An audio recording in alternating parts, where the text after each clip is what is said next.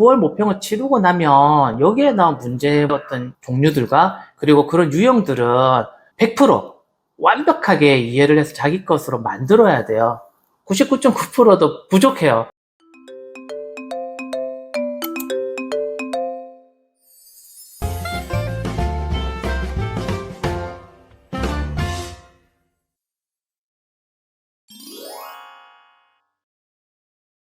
안녕하세요. 청리한의대전점 원장 정용수입니다. 수면장애로 진료를 받고 있는 환자분께서 며칠 전 올해 수능을 보고 있는 고3 학생 따님을 데리고 오셨어요.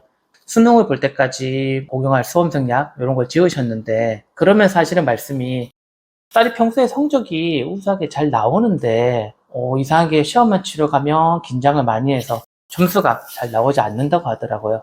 그래서 실제 수능을 치러 가서도 혹시 자기 실력을 제대로 발휘하지 못할까 걱정이 된다고 하시길래 그날 제가 이제 그 학생에게 이런저런 조언들을 좀 길게 해줬는데 오늘은 그와 관련된 영상으로 말씀을 좀 드려보려고 해요. 그러니 오늘은 영상이 대상이 평소와는 조금 다르게 수험생들이 될 수도 있겠네요.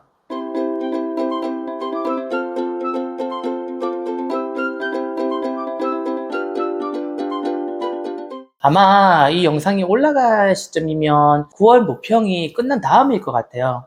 일단 이 9월 모평 같은 경우에는 수능 시험을 치기 전에 치러지는 한국교육과정평가원 거기에서 치르는 마지막 모의고사이기 때문에 사실상 자신의 위치가 어느 정도에 있는지 정확하게 검증할 수 있는 굉장히 중요한 시험이라고 보시면 돼요.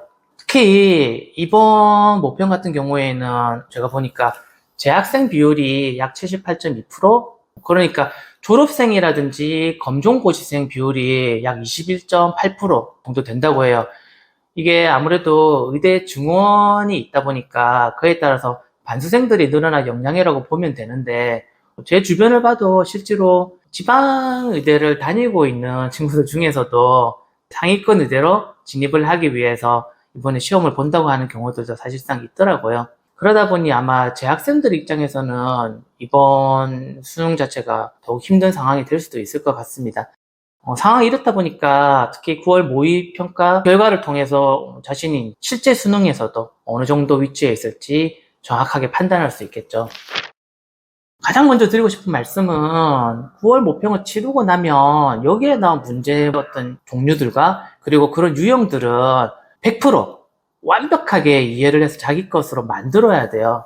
99.9%도 부족해요. 왜냐하면 다들 경험해 보셨겠지만 수능에 가면 바로 자신이 공부를 제대로 숙지하지 못했던 그 0.1% 문제가 꼭 나오잖아요. 그쵸? 많이 경험해 보셨을 거예요. 그리고 한국교육과정평가원에 가면 이번 모평이라든지 아니면 예전에 치렀던 기출 문제와 답을 모두 다운을 받을 수 있으니까 이번 시험을 치르고 나면 결과에 너무 연연하지는 마시고 이번에 나왔던 모평 문제들이라든지 지난 모평 문제들 이런 것들 가능하면 모두 풀어보고 적어도 거기에 나와 있는 모든 문제들은 유형을 완벽하게 숙지하셔야 돼요. 이게 어떻게 보면 수능 시험을 치러가기 전에 기본적으로 해주셔야 할 그런 내용이라고 보면 될 것 같아요. 그리고 뭐 9월 모평 끝나면 아마 여러 인강 회사들, 인강들에서 이번 모평에 대해서 풀이라든지 분석을 해줄 테니까 그런 부분들도 놓치지 말고 가능하면 꼭 챙겨서 보셔야 돼요. 올해 수학능력 시험이 11월 14일이죠.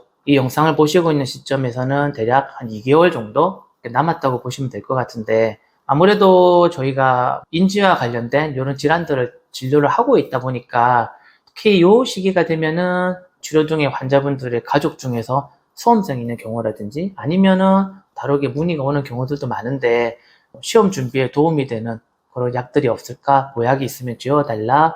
시험 점수가 잘 나올게 할 수 있는 뭐 총명탕이라고 들었는데 이런 것들이 없느냐 문의하셔서 실제로 제가 처방을 해주는 게 좀 많아지는 시기기는 해요. 근데 아무래도 약을 지어줄 때 학생이 같이 오게 되면 이런저런 조언들 해주게 되거든요. 특히 이 시점에 많이 물어보시는 게 수능 한 2개월 정도 남은 이 시점을 과연 어떻게 보내야지 수능에서 최대한 좋은 결과를 얻을 수 있을지에 대해서 많이 물어보시다 보니까 그럴 때마다 제가 늘 반복적으로 해주는 이야기가 몇 가지가 정해져 있거든요. 그래서 오늘은 그런 부분들 영상으로 조금 정리를 한번 해보도록 할게요. 어? 그러면 아니 대체 아니 네가 무슨 자격으로? 라고 하시는 분들이 계실까봐 짧게 소개하자면 제가 사실 98년, 99년, 2000년 그리고 2001년까지 수능을 총 4번을 치렀어요. 그리고 매번 치를 때마다 성적이 조금씩 더 올라갔었는데 제가 타고난 머리가 좋은 게 아니라 당연히 노력을 열심히 했기 때문에 그렇게 매번 칠 때마다 올라갔을 것이고 이렇게 노력으로 성적을 올린 사람의 조언이다 보니까 아무래도 다른 분들에게도 충분히 도움이 될 거라고 생각해요. 누구나 노력하면 저처럼 점수가 계속 오른다는 거니까요. 그리고 마지막에서 치른 수능에서는 제가 한 문제밖에 틀리지 않았답니다. 마킹 실수라고 주장하고 있지만 어차피 결과는 냉정한 거니까 틀린 건 틀린 거죠. 그 사이에 공대, 의대, 한의대까지 제가 대학도 3번이나 다니고 대학교에 다니고 있는 동안에는 상위권 학생들을 상대로 과외도 했던 사람이 말이니 어느 정도는 신뢰하셔도 될 것 같아요. 이제 수능이 대략 2개월 정도 남았으니 짧다면 짧고 길다면 긴 이 기간을 어떻게 보내야 할지 수험생과 학부모 모두 고민이 많이 될 것 같은데 자, 딱 이 3단어만 기억하시면 될 것 같아요. 첫 번째는 복습, 두 번째는 체력, 그리고 세 번째는 수면이에요. 첫 번째, 2개월 정도 남으니 지금부터는 수능 당일까지 사실상 복습이 제일 중요한 시기라고 보셔야 돼요. 새로운 유형의 문제를 나의 것으로 만들어서 흡수하려고 노력하기보다는 내가 기존에 접했던 유형들을 시험에 나왔을 때 틀리지 않고 맞출 수 있도록 기존에 풀어봤던 문제들의 유형을 완벽하게 숙지하는 게 지금 상황에서는 본인에게 주어진 역량에서 가장 고득점을 기대할 수 있는 그런 방법이라고 보셔야 돼요. 다만 우리 기존에 내가 풀어봤던 그런 문제들을 복습할 때와 완전히 새로운 유형 문제를 접할 때 작동하는 부위에 어느 정도는 차이가 있기 때문에 뇌의 활동성을 높이기 위해서 복습을 하는 비율과 새로운 문제 유형을 접하는 비율 그래도 한 7대3 정도 이렇게 유지하는 게 좋다고 말씀드려요. 그러면 대체 뭘 어떻게 하라는 거냐? 제 경우에는 이 시기에 매주 수능 기출 문제집을 한 세트에서 2세트 정도 풀고 거기에서 틀린 문제들을 오답 노트로 옮겨 적는 것들을 반복적으로 계속 했어요. 매주. 이런 식으로 계속 해나가다 보면 당연히 기출 문제들이다 보니까 내가 알고 있던 기존 복습 유형의 문제들도 많이 있을 거고 또 기출되었지만 내가 접하지 못했던 유형의 문제들도 있거든요. 그러니까 그런 적절한 비율을 유지하게 되면서 계속적으로 해나가게 되면 아마 수능 마지막 달쯤 한 2, 3주 정도 남았을 그 시점에는 기출 문제집을 한 권 풀어도 오답 노트로 옮기는 문제의 개수가 현저하게 줄어들 거예요. 진짜 그래요. 그리고 시험 시간도 그 정도가 계속 반복적으로 되다 보면 풀고 나면 시험 시간이 많이 남아있다 보니까 앞에서 틀린 문제들 있나? 다시 한번 체크할 수 있는 시간도 무조건 돼요. 오답 노트는 다들 이미 만들고 계시죠? 이거 무조건 습관해야 됩니다. 굉장히 중요해요. 이런 식으로 반복적으로 해나가다가 수능 한 2주 전부터는 새로운 문제는 풀려고 하지 마세요. 무조건 내가 만들었던 오답노트 문제들만 복습을 하면서 거기에 나온 문제들을 완벽하게 숙제하려고 그것만 딱 노력을 하셔야 돼요. 2주 정도 남은 그 시기에 괜히 새로운 유형의 문제 끄적거리면 긴장되고 망해요. 망합니다. 저도 실제로 그렇게 망해봤거든요. 조금이라도 이제 성적을 높이게 노력하고 싶어 하겠지만 심하게 말하자면 수능 2주 전까지도 내가 이해하지 못했던 문제는 어차피 시험에 가면 틀려요. 그러니 포기할 부분은 빨리 포기해야 되고 내가 지금 시점에 나의 능력에서 가장 높은 점수를 얻을 수 있는 거기에 맞춰야 되거든요.